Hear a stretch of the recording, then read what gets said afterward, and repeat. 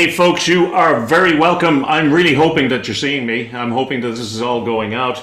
I'll explain to you in a moment, but we had, to say the least, an interesting half hour, and the technology has really drilled into our heads this morning. So first, our video production system was down.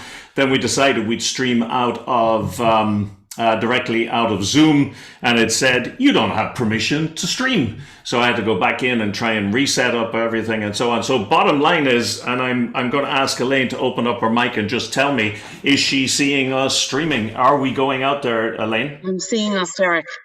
We've made it. Oh dear God Almighty! I'll tell you what. Anyone who's been on Genos Live things before, you know that we do a lot on resilience and we do a lot on dealing with stress in the moment. And I'll tell you what, the last 15 minutes has really knocked 5 years off my life. It took everything I could to bring myself back to be able to take the action I needed to take, and thank God it worked. And we're here. So thank you for that, Elaine. And just to make life interesting, not only is the technology broken down, but Elaine's system is broken down thanks to COVID, but she's been a trooper and is on to help us out with the chat today. So with no further ado, let me get the recording started. Here we go. Rock and roll and get the thing up. Actually, there I am streaming to myself, a couple of seconds behind, but let's get the actual now go down. So here we are.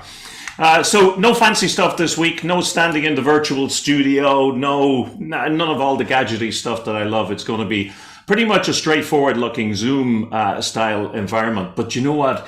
Right now that feels like luxury. Absolute luxury. So here we go. So let's get our show on the road. Now, in the last couple of weeks, we had a couple of issues on with LinkedIn. We didn't have it with YouTube, with Facebook, with Twitter, or with our own page for streaming. And your connection just went down. And if you were one of the ones where it went down with Paul Zach, my sincere apologies. It's happened a few times. And LinkedIn, they are a great organization. I love them. I love working with them. But for some reason, they don't seem to recover very well when there's a blip. And so once it goes down, it's gone, man. But as I say, on all of the other platforms, it hangs on in there. So here's what I suggest you do. There's a big, as the Americans say, a big ass QR code there on the screen. And that will take you to that screen I was showing you there a moment ago, which is directly on our site that we stream to also. And you can either use that QR code or you can use the stream underneath. Now, I don't want you necessarily to move out of LinkedIn if you're on LinkedIn, but it might be a good idea to open up a tab with that one open, just so that if something goes wrong with the LinkedIn connection, you're able to swap over immediately. And Elaine is also manning the chat over there. So it couldn't be easier to remember. It's genosemotionalintelligence.com/live-stream. So /live stream. Now, I'm not going to spend too much time on it because I've already burnt a couple of our minutes, our precious minutes, on getting this started. So another thing that's been an issue last couple of weeks has been delays and lags, and usually lag in stream. It's just something that you get used to. It happens, and it's part of the package. You just can't avoid it. But last couple of weeks, it went to as long as 30 and 40 seconds. So we got to a stage where we were using some of the polls. And in doing so, I was saying, hey, is anybody going to respond? And you were actually hearing me 30 seconds later. So I had moved on by the time you'd responded. So what I want to do this week is start off with the traditional sort of where you're dialing in from piece and ask you, please, please, please connect up right now to the where you're dialing in, because once you're connected to the poll system, the poll system is there for the entirety of the session. And so if you can, and I'll ask Elaine to do it in the background there as well, either use the QR code, put your camera over the QR code and hold it there and it'll give you a connection, or go to pollev.com/DerrickM000 and just pop in where you're dialing from. And I know we have a very big registration base this morning. I think we had 180 registered for the session. So I'm expecting to see a number of countries there. So I'm kind of going to tap dance here for a few seconds until I start to see those things coming in. So let me ask, and I'm going to go out to a link. Here we go, starting to come in. Helsinki in Finland. Thank you, Helsinki. It sounds like the Eurovision, doesn't it? So listen, folks, that's great. If you can just get connected. Once you're connected, as I say, we should be kind of synchronized together, he said, hopefully. So what have we got? Holy God, this is a mixture. We got Stockholm, we got Slovenia, we got Ireland, we got Dhaka, we got South, and I'll bet you that's Africa. I'll bet you it's in Africa somewhere. We got Heidelberg, we got Belfast, we got Brian. We got Worcester, we got Copenhagen. We have branches everywhere. Thank you, folks. Thank you for doing that. Really, really appreciate it. And I'm hoping that that'll do something to get us all synchronized up, because the couple of polls I'm going to do today will help with the session and getting across the points. You know what? If the polls don't work out, that's okay, because I've done this session a couple of times and I know broadly what comes up and I'll be able to speak to that. But thank you so much. This is really, wow. South Africa, India, Belfast, Germany, Stockholm, Heidelberg. You can read as well as I can. That is super. Thanks so much. One more question before we move on, and that is, and it'll come up on your screen, hopefully pretty much instantly. This is obviously anonymous, so I'm just wondering, how safe do you feel to really be yourself in the workplace? So just give me some numbers there, and there's no right or wrong answer. It's whatever way you happen to feel, and just pop it in there. And I'll make a reference to this thing of being yourself in the workplace. So just give me a sense. Now, by being yourself, I mean, do you feel safe to make mistakes? Do you feel safe to stumble? Do you feel safe to ask stupid questions? Do you feel safe? And we'll get into that. So we got a kind of a 50-50. And you know what? Although for the symmetry of it, I'd love responses in all three. I'm kind of happy that there's, I was going to say no one, but that there are a few people who feel not safe in the slightest, because that's not a nice place to be. And it's something I'm going to speak to from my own experience. Now, excuse me reaching up here, because of the technical issues we had in the beginning. I've had to make a few changes. Okay, so we got most people are kind of, it's kind of okay. There were a couple who felt not in the slightest. And then the majority of people extremely. That's fantastic. That's wonderful. So let me get rid of that again. And move along. Okay, so hopefully we're synced up on that. I asked you how safe you feel in the workplace. This has become my absolute favorite quotation recently from Bill Markline in the United States, that culture is how employees' hearts and stomachs feel about Monday morning on a Sunday night. And having worked in a job where Sunday night was a horrible experience, where all I could think of was, Monday morning was not going to be a pleasant one. I know exactly what he means by that. And that's really, if I tell you a little bit about Genos, that's kind of what we do. Our whole stock and trade is helping people to help their clients and their people feel better, and not, to create an environment where people show up to one another in a way that they feel safe, they feel connected, they feel authentic, etc. And as you'll know, if you're a regular attendee of these, we do that through a series of online or in-person programs, through assessments, emotional intelligence assessments. And if you happen to be a coach, consultant, or trainer, either in-house or external, we can also accredit you as a certified practitioner to deliver our solutions, our assessments. We just put in the application to try and extend our run of 5 years as one of the top 20 assessment companies in the world, according to trainingindustry.com. So please God, in the next couple of weeks, we'll have word that we made that, fingers crossed. Our training, our certified practitioner program, is accredited by the ICF for continuing education, and we're a global partner of the ICF as well. Last week, I said to you that coming up on the 5th of October is the very last opportunity to become certified before the end of 2022. Well, that has changed. This is continuing to go ahead. If you are interested in having a brand new credential that either equips you better to be able to bring EI solutions into your organization, or if you're an independent coach, consultant, or trainer, to be able to bring those sort of solutions to your clients, well, then the program that starts next week gets you finished before December. But we're actually starting 1 December because we had a number of people said, December is such a quiet time for us. It's a perfect time to get a new credential. So once again, I'm just going to say to you, if you're interested, just hold your camera over that, or go to send us an email at eu@genosinternational.com. Now, I forgot to do this last week, and so I'll do it this week really quickly. Next week, we have a man who is a FIFA referee, is a coach to several Olympic teams, is a sportsman in his own right, and is also a very successful business person.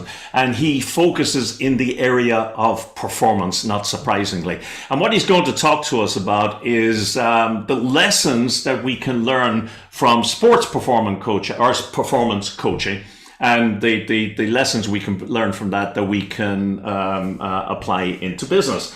And again, if you're already registered to get reminders on Genos Live on a weekly basis, we'll remind you a day or two before that, and we'll remind you an hour before it goes live as well. But if you're not, yet another QR code. This is starting to come like we sell QR codes. You can sign up, and what we do is we just send you out reminders on those events. We also send you any of the freebies that we promise, and today we're giving a freebie. So if you're on that list, we're going to be able to send you details of that afterwards. So if you're still around at the end of this session, if you resist the temptation to run off, depending on what part of the world you're in, maybe off to lunch or off to breakfast or whatever, we're going to give you a gift that's worth a couple of €100. And everybody can have one. It's not just the first 10 people who put their hands up or whatever. We're going to make that offer. I'm purposely going to tease you. I'm not going to tell you what it is until the very, very end, until we're literally closing down. So here we are. We're talking about psychological safety. And psychological safety is such a hot topic. We find that people want to talk about 3 or 4 topics right now. Our clients want to talk about resilience and well-being. They want to talk about emotional intelligence. They want to talk about psychological safety. And those seem to be the 3 areas that people are really, really focused in. And 2 weeks ago, we had Paul Zak, and he identified psychological safety as one of the critical topics in this current climate. And then quite coincidentally, and with a bit of synchronicity, we had David Burkus last week, and he said, hey, the key to remote working is psychological safety. And here we are this week, I'm talking about psychological safety. I would love to say that I am such a genius that I planned all of that they'd all be joined up like that. But honestly, it was total accident, really happy accident, or a touch of synchronicity perhaps in there. God looking down and giving me something for the heart attack he knew he was going to give me about getting our session set up this morning. So let me start off by telling a little story. And this is a much younger me when my hair was only just about to start go this white color. Sorry, just getting something out of the way up here. There's a message on the screen. Yeah. So let me tell you a quick story. In my first job, I had a boss who knew the power of tapping into his team well enough that in every meeting he set aside some time for us to share any new ideas we had for improving the business. Now, that simple strategy got some amazing inputs and really impressive results. First time I contributed after I had joined, and I was very green and very young, he responded with something like, come on, Deiric, I know you can do better than that. And it was kind of smirky and smart-assy, and it didn't feel very good. Now, although it knocked the wind out of my sails a little bit, I took it as a challenge, and I tried hard to do exactly that. Over the next few weeks, I shared any ideas I could come up with, however out there they seemed to be. On one occasion, he described one of the ideas I suggested as being harebrained. And in fairness, as I recall, it was a little bit out there, it was a little bit left of field. Next time I went to contribute, He got that same smirk and he said, okay, Deiric, what harebrained idea have you got for us today? Now, long story short, that became his mantra over time. And every time I offered to contribute, what harebrained idea have you got for us today, Mr. McCann? All the while, my colleague sat there offering a kind of a silent agreement with the boss, often accompanied by an uncomfortable smile. Now, in retrospect, I realized that probably came from a fear of displeasing the boss and from the relief that they were no longer the focus. The focus was on the new guy. Looking back, he was an okay guy. I don't think he acted out of any intentional sense of nastiness. It was just thoughtless and misguided humor. But over time, I became very selective in what I shared. I was determined I'd only bring up ideas I was certain would be well received.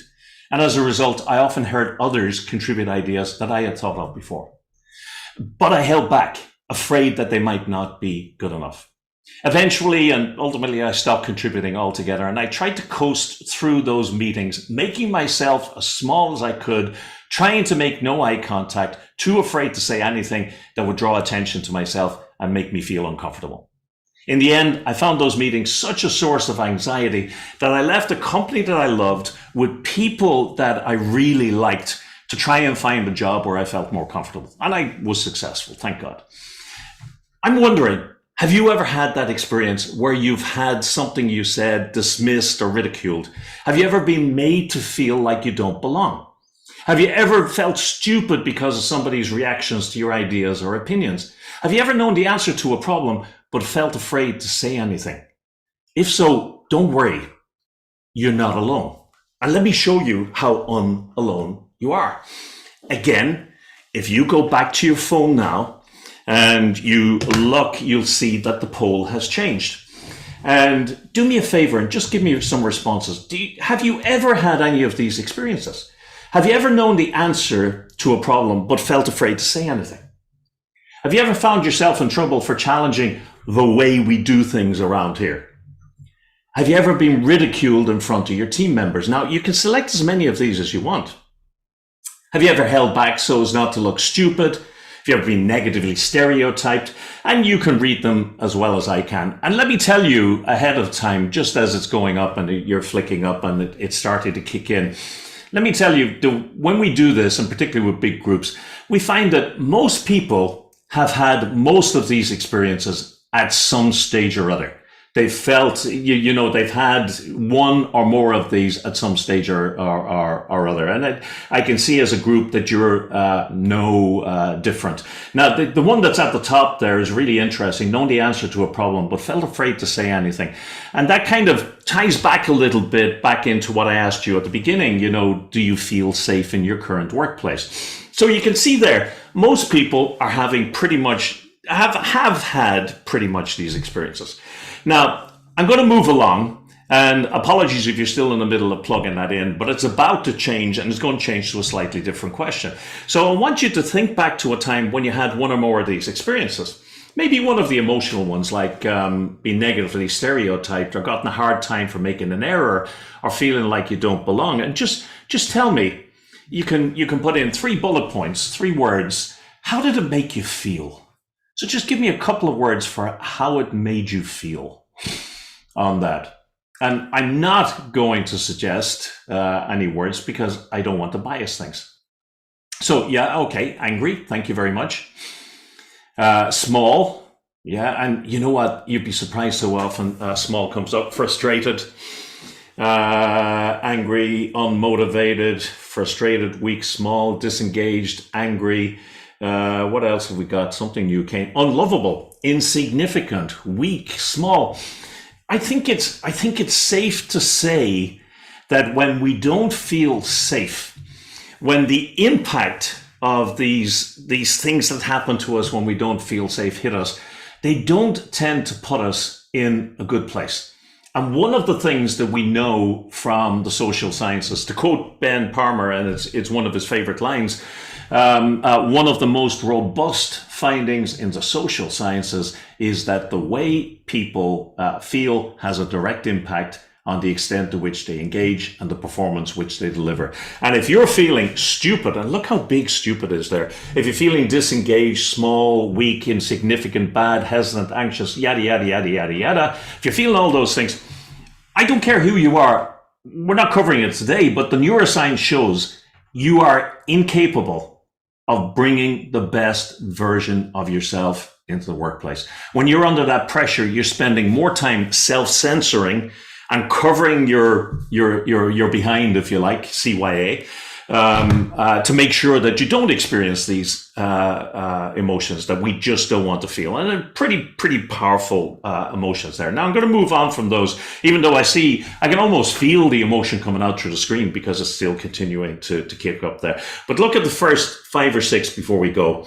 Stupid, small, disengaged, weak, anxious, embarrassed, I think are the ones, and small. I think I said that already. But if you're feeling that way, if the people in your workplace are feeling that way, you cannot be getting the best from them.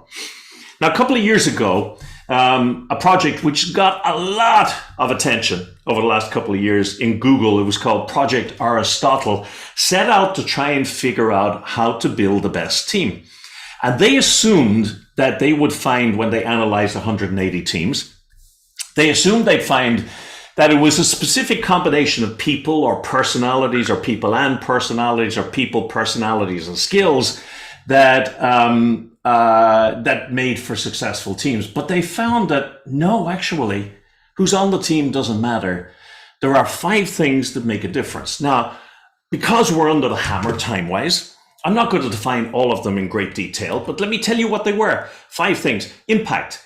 The extent to which people felt their work was having an impact that they cared about in the world. Meaning, the extent to which the work was important to people, that it was really meaningful for them.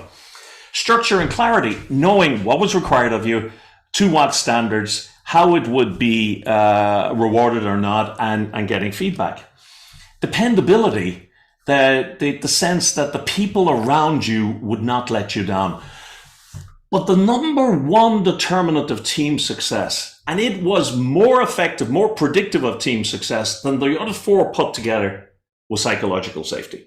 Now, at the time when this project came along, psychological safety wasn't as much in the everyday conversation of people like us in learning, development, and business as it is today. It was really quite research oriented. And so probably the title on it, psychological safety, probably put an awful lot of people off. But since then, thanks largely to the work of Amy Edmondson, who's the foremost researcher in this area, psychological safety is now part of the everyday conversation in many organizations. Most of them, I have to say, are many organizations talking about it, but not doing an awful lot about it. Now, she characterizes that there are 4 interpersonal risks you need to feel safe taking for an environment to be genuinely psychologically safe. As she said, there's the risk that if you ask a question, you could be viewed as ignorant. There's the risk that if you made a mistake, you might be seen as incompetent. That if you question the way we do things, it could be seen as being negative. And if you ask for feedback, you might be considered intrusive. And so the safety to be able to take these 4 interpersonal risks is really one way that we can define psychological safety. And you saw the poll that we took back at the beginning where I said, have you ever felt you knew the answer to a question, but you were afraid to speak up? Have you ever felt ridiculed for your opinions? Have you ever made a mistake and suffered because of it, and so on? And in a recent interview, I heard her on a blog, on a podcast. She used a lovely expression, which I hope resonates with you. It did with me, but it's a very American expression. If you know what a skunk is, you're okay, you'll get it. She said, and nobody wants to be the skunk at the picnic. So nobody wants to stand out like a skunk at a picnic. Nobody wants to take those risks unless it's utterly safe to take them. So there's one dimension of psychological safety. Another way that she defines it is, she says, is the belief of the members of the team that it's safe to take those risks. That it's a sense of confidence that you won't be rejected or punished for speaking up. Now, do you notice there, embarrassment was one of the big words that you brought up in how you felt. Psychological safety includes a sense that you won't be embarrassed if you speak up. It's a team environment of interpersonal trust and respect. And respect should be a huge word in there, where people feel comfortable being themselves. But here's my favorite definition. By the way, this is also my favorite book on psychological safety. Timothy Clark is a real practitioner. It's a very academic book in the sense there's great research, but he's also a guy who has worked in industry at the high levels and doesn't mind rolling up his sleeves and getting his hands dirty. And I love this thing. If you take nothing else away from this session here today, if somebody says to you, what's psychological safety? Well, it's the sense that you can be yourself without social, political, economic, or emotional costs. In other words, you can go in there and be exactly who you are and let things come into your mind and go out your mouth without having to worry about that. So that's what psychological safety at its core is. Now, let me tell you, I've done a number of programs for clients on psychological safety, and I often see people, perhaps people particularly of my vintage, thinking, oh my God, this is more of this kumbaya stuff. Let's have a group hug. Nobody ever does anything wrong. Everybody is a winner. Everybody gets a prize no matter what they do. That is not psychological safety. So psychological safety is not about everybody. Let's try that again. Not about everybody being a nice guy. You can be a fairly tough guy, a fairly direct guy, and still be operating in a way that keeps people feeling psychologically safe. It's not about sacrificing standards for comfort and peace. So it's not about letting it slide. Yeah, Deiric, you kind of screwed up there, but don't worry. It's, lots of people have left the back door open on the ferry before and we've lost boats. Yes, not an issue. Don't worry about it. It's not about accepting all ideas as valuable. I didn't expect my boss to say to me every time I introduced something that was nutso, to say, you're a great lad. They're wonderful ideas. Good for you. Any idea is better than no idea. It's not. And so it's not about accepting that. It's not about reducing standard. And it's certainly not about reducing conflict or eliminating conflict, because what you find in psychologically safe environments is people conflict much more. They argue much more. They fight much more, but they have productive intellectual conflict that doesn't turn into social conflict. People can have an argument, can argue ideas, can intellectually challenge one another without feeling that afterwards you're going to get the "I'm not talking to you anymore" response. So psychological safety is about creating an environment where people can be themselves and can conflict if they need to over ideas that will make what they do better without worrying that they're going to be embarrassed or in any way compromised from a personal or a career perspective. Let's talk about the foundations of psychological safety, because I think psychological safety, that little short piece that I've just put in there, I think it makes it fairly easy to understand. So I wouldn't say there's a person on this call who doesn't now get what psychological safety is. It's when it comes to actually propagating it that people tend to have a challenge. And to do that, I want to give you an idea of the most immediate way that you can start to create an environment that is psychologically safe.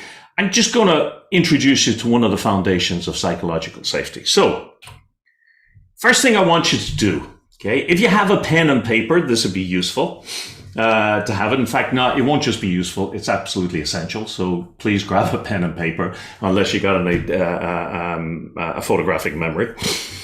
And I'd like you to think of somebody who makes you feel psychologically safe. Now, ideally, the ideal for this exercise would be somebody you report to, a boss. But it can be a colleague as well. And it can be from your past, if not in your present.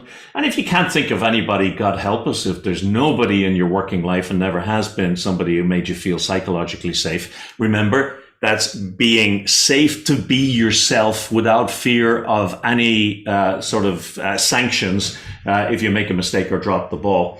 And if you can't find somebody in your present or past work life, well then think of somebody from your personal life. Somebody who makes you feel absolutely psychologically safe. Now, the only reason I say to write down their names is not so you share it, because I want them to start coming into your mind. And here's what I want you to do. What do you think? How do you feel around this person? Specifically around this person. What are the first three emotions that come into your mind? How do you feel? If you feel depressed, angry, and sad, write that down. If you feel upbeat, motivated, connected, whatever, and don't overdo this. Just write down there. We'll collect them later on. It's important you write them down because I will collect them in a poll. But so write down the first three words that come into your mind. How do they make you feel? So somebody who makes you feel psychologically safe. When you think of being in their company, what are the first three words that come into your mind for how they make you feel? Okay. So I'm hoping you have that down by now. Now, on a scale of 1 to 10, and don't answer this yet. I'm going to give you a response now in a minute. Now, let me predict to you the little red boxes that I'm about to swipe onto the screen here are going to be misplaced because before the technology went pear-shaped, it was on a different machine, which is a different scale, so they're going to be all over the place. So it's a known error, let's say. I want you to think on a scale of 1 to 10, how relaxed do you feel when you think of working them in a challenging or tense environment? Now, it's one thing to work with somebody that you can just about get by every day until the heat is turned up. If you were going to be in an environment with this person where it was going to be tough, challenging, you were going to be under pressure, they were going to be under pressure, it was going to be very, very heated, how comfortable would you feel working with them? 1, 2, 3 is anything but relaxed. Totally, absolutely not relaxed. That should be over 8, 9, 10, scale of the machines, as I said before. Totally relaxed. So 1, 2, 3 is utterly unrelaxed. 8, 9, 10 is totally relaxed. And in the middle you got, be okay. I don't know. It'd probably be average, if you like. So just write down a number between 1 and 10 and we'll move on. Now, with apologies, we're going to the dark side. I want you to think of somebody who makes you feel psychologically unsafe. And I see this lady's face here looking out at the camera. And the first time I saw this in Shutterstock, I think it was where I bought it, I just thought, holy God, she really does look unsafe. We don't often allow people to see that face, but you've often had that face, but on the inside, you've worn it inside, working with people that made you feel unsafe. And I just, again, write down their name or initials. And I just want you to tune in, unpleasant as it might be, to what it was like to be around them. And specifically, writing down 3 words that are the first words that come into your mind for how do they make you feel? Okay, so how did you feel? How do you feel when you're around them, or how did you feel in the past when you were around them? So write down just 3 words for this. So if you felt happy, motivated, upbeat, excited, write that down. If you felt down, depressed, angry, whatever words. Okay. Now, finally, same question. How relaxed would you be working with them in a really fraught, challenging, tight environment? 1, 2, 3. Are you kidding me? 8, 9, 10. Chilled out, man. It might be tight, it might be challenging, but I know that I'd be quite relaxed with that. And in the middle is, I probably need to put in there instead of so, but you know what I mean. So again, give them a score. And what I'm going to do is ask you to pick up your telephone again. And I'm going to ask you to tell me, how did the safe person make you feel? Put in a couple of words there. How did the safe person make you feel? Okay, so again, thank you. I'm just wondering, is that the same person who had angry? Sorry, I just realized we're on the safe person. Okay, angry just disappeared. So valued, calm, free, worthy, okay, accepted, inspired, confident, strong, etc. And accepted. There's a big word. I saw some research recently, and an academic summarizes research into one line, and he said, people want to be seen. And by seen, he means seen for who they are and accepted. So look at the impact. So you're working around this person that made you feel psychologically safe, that you could ask a silly question if you had to, you could stumble if you had to, you could screw up within reason if you had to, and they made you feel motivated, calm, comfortable, valued, relaxed, strong, useful, etc., etc., etc. And all of those words, again, remember what Ben said, that it's one of the most robust findings in the social sciences is that the way we feel directly impacts the extent to which we're capable of engaging and the results that we get. And so, you know what? I hope that the people around me feel calm, valued, accepted. Every word that's on that screen, I just hope that's the case. Tell me, then, it's going to change. How did the unsafe person make you feel? Now, I don't want to predict what's going to come up here, but I am reasonably confident from having done this exercise a number of times before that it's going to be a little bit different. There's a great word. Careful. What we often get is cautious. Yes, suppressed, uncomfortable, guarded, tense. What else was something else just joined there? Careful, guarded, judged, anxious. And you're starting to get a picture. And in fact, I'm just curious, and you can pop this into the chat because we're going to open up the chat in a couple of minutes for questions. But I'm just curious, as you were thinking in and thinking of that person, were you actually starting to feel those feelings again? Did just bringing them to mind bring that to you? If they did, just pop a comment into the chat and I'll get Elaine to pick that up later on. So look at this: near dead, annoyed, ignored, I resigned, inadequate, ridiculed, suppressed, silly, judged, all of those things. Bottom line is the way that people show up makes an enormous difference. So tell me, what was your level of relaxation working with the safe person? Straight off. Now, typically, I won't bias it. I'll tell you what we typically get now in a moment.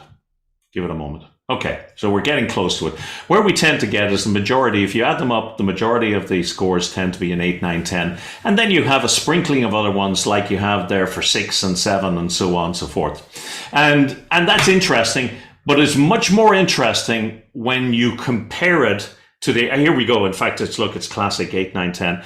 Apologies for moving on fast because I want to get to some of your questions. But let's see, what was it like working with what was the idea of working with the unsafe person like? Again, it's not too bad for some of you. But what we get is what's starting to shape up there typically. We tend to typically get majority of response are 1, 2, 3. In other words, I don't want that. If I can avoid it, I have no interest in working with that person. So the way we feel has a big impact on the extent to which we want to engage and want to bring the best version of ourselves. You will see this slide in nearly every Deiric McCann presentation because this and the next one are words to live by. They tell you all you need to know about interpersonal relationships. People will never forget the way you made them feel. If people make you feel the way that person who makes you feel safe, if they make you feel those emotions, it's very different to the person who made you feel unsafe. And that's important because you know intuitively, and we know from the research, that the way you show up, which is a choice, the way you behave, determines the way the people around you feel. There's a big impact into it. The way they feel determines the extent to which they're capable of engaging. If you are feeling all of those emotions that the worst boss made you feel, you just cannot bring the best version of yourself to the party. And that pretty much determines everything about the outcome of that relationship. Now, something I often say, this is not just work.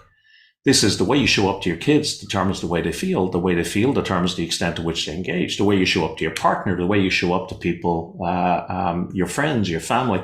It's everything. And we have a choice. We have a choice on how we show up. And that's what, essentially what you've done is you've made the case for something we call demonstrated emotional intelligence. And we measure, that's what we measure. We measure the way people show up. So we measure the extent to which they're self-aware, aware of others, authentic, manage their emotions in difficult situations, and so on and so forth. We look at specifically the behaviors they bring into the room. And you can imagine, if you were looking at this and you think about that safe person, that person who made you feel safe, I'll bet you that they encourage you to express yourself, communicate decisions in a way that's sensitive to your feelings, responded effectively to any criticism, helped you to resolve conflicts. The way you show up determines in large part the way that people feel. Now, here's the challenge, and EY, Ernst & Young, published this a while ago. They said, and I'm paraphrasing, they said everybody's talking about emotional intelligence, everybody's talking about empathy, about authenticity, and so on and so forth. But the majority of employees out there say there's a disconnect from the talk that's going on, the way they're showing up. Most people are saying, well, not most people, a large percentage of people are saying that they're not walking the walk. The way that you show up, the behaviors that you demonstrate, the way that you routinely interact with people, that's demonstrated emotional intelligence. That is what determines the way people feel. So why does it matter? In the current climate, it matters an awful lot. It matters because people have choices. If you're an employer, you know right now, I don't have to tell you, that people have more options than they ever did before. There are more jobs than there are people. And we've got all this talk about the great resignation, turnover contagion, quiet quitting. And if you were on Paul Zach's session here a couple of weeks ago, you'd have heard Paul say, I don't buy into this being a social movement.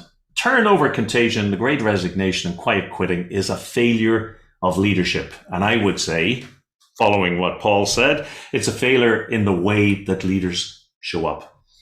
If you've ever watched a David Attenborough program, you've probably seen something like this. All the wildebeest are standing up on the bank here, and they're looking across from the dry bed that they're on, they've eaten all the grass, to something across the river where there's an awful lot more grass. And they stand there for hours until one of them says, screw this, I'm going to give it a go. And he runs across the bank. And the moment he does it, boom, everybody heads off. It's something that is echoed, that sort of emotional contagion, that herd effect is something that's echoed in the way that people are leaving their jobs and organizations today. When they see their colleagues leave, the feelings that come from that, the emotions that those people have experienced have been communicated into them. And so you get this knock-on effect called emotional contagion. Emotional contagion has been spoken about since the days of Darwin. Bottom line is, we don't really notice, but we're continually mimicking the people around us. And we mimic their facial expressions, their emotional affect, the things that they say, because it helps us to understand them better. And so if we're around people who are feeling the way that unsafe person made you feel, and God help you if that was your boss, well, then we tend to feel the same way that they feel. And so we take off with them. The fact that emotions move from one person to another means that psychological safety is the job of everybody. It's not just the boss. It's not just the organization's job of you and me. We all have the opportunity to change the experience of people at work. Because psychological safety, think about it, it's really just confidence that people are going to show up to you in an emotionally intelligent way, in an authentic way, in an empathetic way, in an honest way, in a straightforward way, in an acknowledging way, in a positive way. Bottom line is, you either bring psychological safety into a group or you take it out. There's no middle ground. So it's not just the boss, it's not just the organization, it's every single one of us change it. We either bring it in or we bring it out. I wonder if my colleagues all those years ago had in some way made me feel safer, had in some way behaved in a way that made me feel safer, would have changed things. I wouldn't want anything to change. I'm really, really happy with where I landed. But that organization ended up at the lack of me, and I ended up at the lack of them. I loved them, and I assumed they loved me because they hadn't fired me, and yet we ended up parting ways. So it's like one of those Hollywood movies where the two main protagonists, they say, I really love you, but I can't live with you. And they end up separating for no good reason. That could have been changed and certainly could have been impacted by the people around me. So here's my question before we go into a couple of questions is, does your organization make people feel safe? Now, I don't want you to guess. If you don't know, you don't know. If you don't have data that says that it does, you better assume that it doesn't, because your sense of it could be entirely wrong, could be entirely right. So you need to know. But what you're closer to know is, do you make people feel psychologically safe? And I'm going to give you an opportunity to get some sense of that in a short while. And I told you that if you were here towards the end, that I would give you a gift. Okay. And I'm going to leave that gift up when I bring Elaine in here for a moment to bring the questions. We do, as I said to you, we do emotional intelligence assessments. And so we can look through the eyes of the people that you work with and the people that you work for, if you like, to give you a sense of how they see you show up. How do they see you come into the room? What impact do you have upon them? And just for being here, and just for staying to the end and listening to the message and putting up with a little bit of a delay at the beginning, I want to give you a thank you. I want to gift you something that normally costs you a couple of €100, an assessment to try it out for yourself. So it'll take you about 10, 12 minutes. It'll take the people who feedback on you about 10, 12 minutes, and it'll tell you how they see you show up. So here's how you get it if you're interested. You either scan that QR code, okay, or you go to genosemotionalintelligence.com/Genos demo.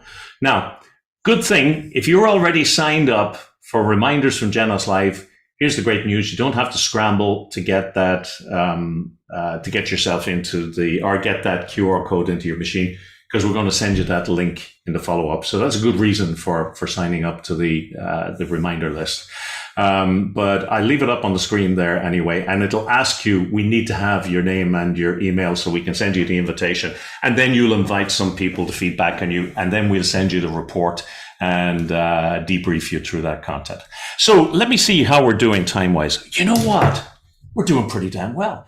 We're at 20 past 1, so I'm going to ask Elaine to come in and tell me what questions have we coming up on the chat down there below.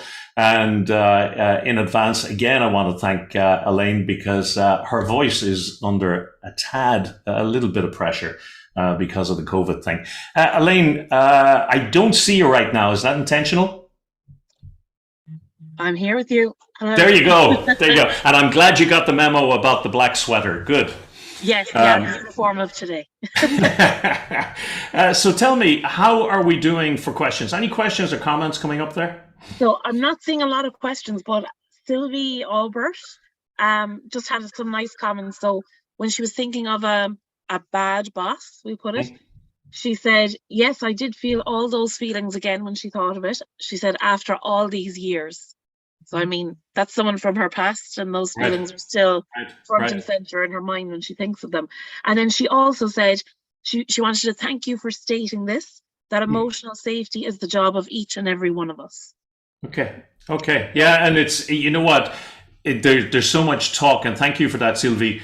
There's so much talk about psychological safety, and most of it centers upon the poor beleaguered boss. And I say the poor beleaguered boss because they are under as much pressure as each and every one of us, because they have to try and manage us into a place where we can produce the best results for the organization. And so it's not fair to load that off onto a single individual or a small group of individuals.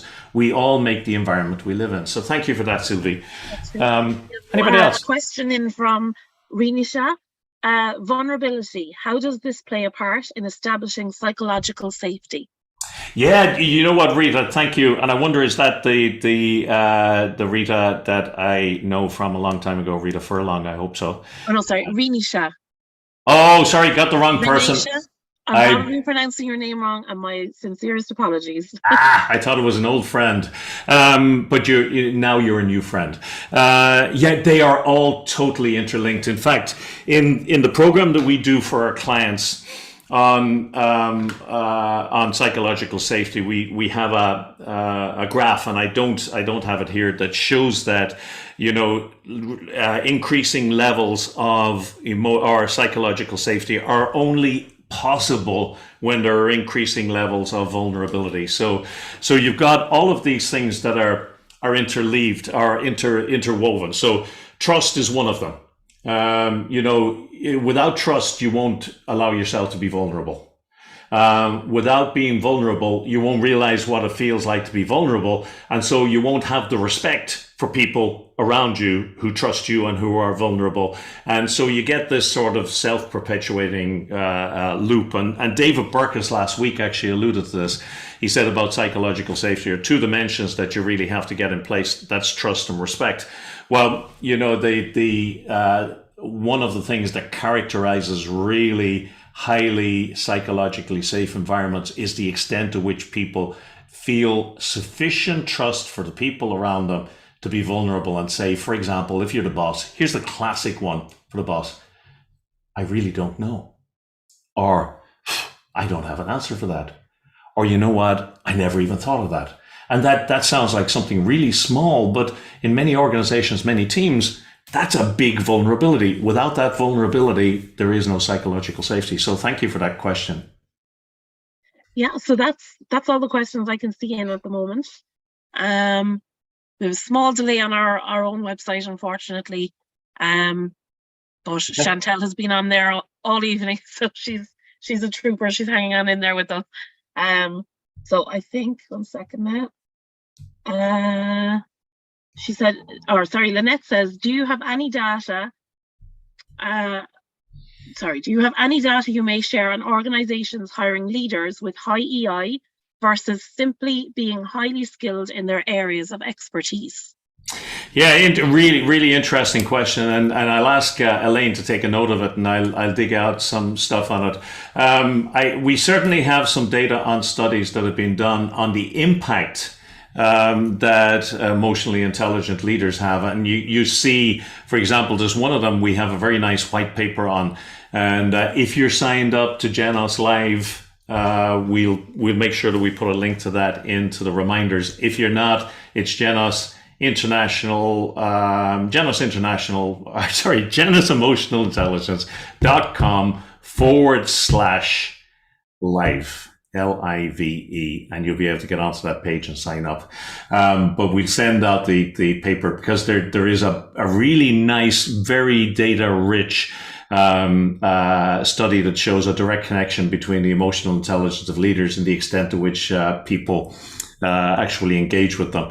At the point of hiring, I don't think I have any particular data on, recruiting people for their EI, and then where the study has followed through people who are recruited for their EI to see what the results were. And that's, intuitively, because I look at the other studies that there, I know that if you start with good raw material, you end up with better results. But nobody has just done the studies. There's just so much involved in them. But what I'll do is I'll noodle around that a little bit, and we'll put any links that we can into the follow-up for you. So if you're not on there, genosemotionalintelligence.com/live, sign up and we'll send it out as part of the reminder. If you're already on the reminder, no need to sign up again. I don't think it'll let you. I think it'll just tell you you're already on there. Yep. So Mark says, what steps, framework or model would you recommend to promote psychological safety with your team? Yeah, I tell you what I've done, and I'm a very pragmatic person. I am not a great person for, how are we doing time-wise? We're okay. I'm not a great person for fancy schmancy ways of doing things. So first thing that I like to do is get people understanding that the way they show up is critically important. Second thing I like to do is assess them for their emotional intelligence, the way they show up, using an assessment like this, so that people get a sense of what likely impact am I having. And then what I do is I go into a team and I do a very short survey of 12 or I think it's 12 items, 12 or 14 items that speak to how, core elements of psychological safety, to see where do people feel safe, where do people not. Now, just to give you an idea how basic that is, because it doesn't need to be rocket science, and you'll find a number of those assessments, with Amy Edmondson's name on them, where she has put them into the public domain and you can use them. But there might be things like, I feel safe disagreeing with my boss. I feel safe attacking a traditional way of doing things. If I make an error, it is not held against me permanently. Now I'm paraphrasing a bit, but those sort of things. Now, once I have a sense and I get some anonymous feedback from people on a team on that, I will usually identify the three lowest scoring areas, the three areas where people are saying, I feel a little bit exposed here. And then we go back to the team and we say, how are we going to deal with this? Let's work out some rules of engagement around this. So if people don't feel comfortable asking questions, or asking questions that might be judged as silly, how do we overcome that? And it's the team's job to figure that out. I'll guide them, but it's the team's job to figure it out. And they figure out, here's the way we're going to do this in our team. And that's the way I go about it. Great. And Karina said, in startup companies or companies who are in growth, the future is often uncertain. How can we secure psychological safety?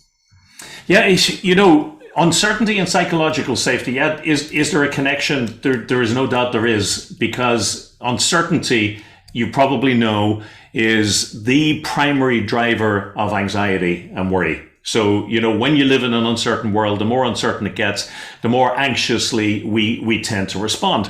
And the more anxious we are, and you heard this if you were on Paul Zach's session 2 weeks ago, the more anxious we are, the lower the psychological safety we experience becomes.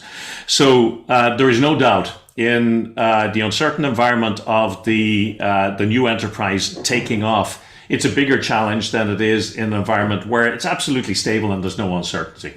And I got in trouble for picking on examples before of, stable environments. So I'm not going to pick on them, but you can speculate on what they might be. But here's what is. So you can't control the external factors that drive the uncertainty. You can control two things. One, you can help people to control the way they react to that uncertainty. And that requires emotional intelligence, the ability to be able to notice the way that these things are impacting them and to be able to respond. And that's a core element of self-awareness and self-management in emotional intelligence, a classic part of it. But the second thing you can do is you can just create an emotionally intelligent culture where everybody understands that here in our organization, even though we're moving like a rocket, even though things are fast changing, even though it's uncertain, we have made a decision as a group, as a team, as an organization, that we're going to show up to one another in a mature, emotionally intelligent way that makes people feel safe. And that way, if you have everybody on board for that aspiration and buying into that, and it's quite easy to get people onto it because there's some enlightened self-interest involved, well, then you make it a safer environment than it otherwise would be. Because if people are sitting on a Sunday night having their last cocktail, last glass of wine, watching their Netflix, and they're thinking about the following day, and they're thinking, I can't wait to get in there. There's a lot of people in there that I really get on with it, and I'm challenged in there, and I enjoy working, and I'm not feeling fearful about it. You've just arrived in terms of creating the sort of culture that you want. And we want that in startups just as much as in mature organizations. So thank you for that really relevant question. Yeah, so I think we have time for just one more. So another name now, I apologize in advance, Elif. Corporate life can be harsh, especially in sales departments where results are on an NR1. What could be tools to still push or motivate for results and at the same time be sure people feel emotionally safe? I'm going to sound, I'm always going to sound like if I answer that in full, I'm going to be saying the same things that I said in response to the previous two questions. I also live, by the way, in an environment where there's a very, very keen eye on results all the time, and our financial and our marketing results are measured on a very regular basis. And I feel that pressure to get things done.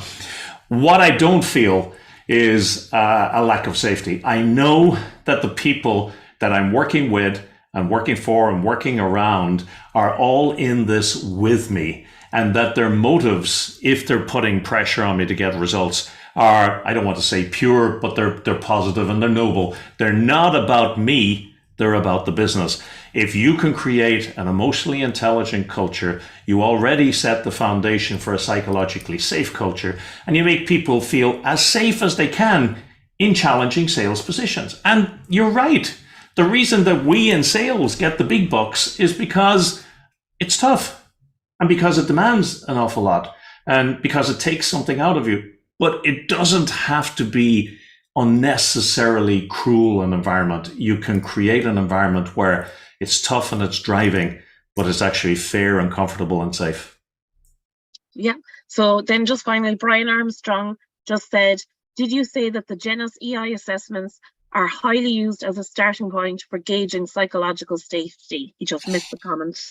No, Brian, they're not, but they are used very, very frequently as a starting point for creating an emotionally intelligent culture that fosters an environment of psychological safety, because they measure directly, how do you show up? How do you show up has a direct impact on the way people feel and the extent to which they're capable of feeling safe.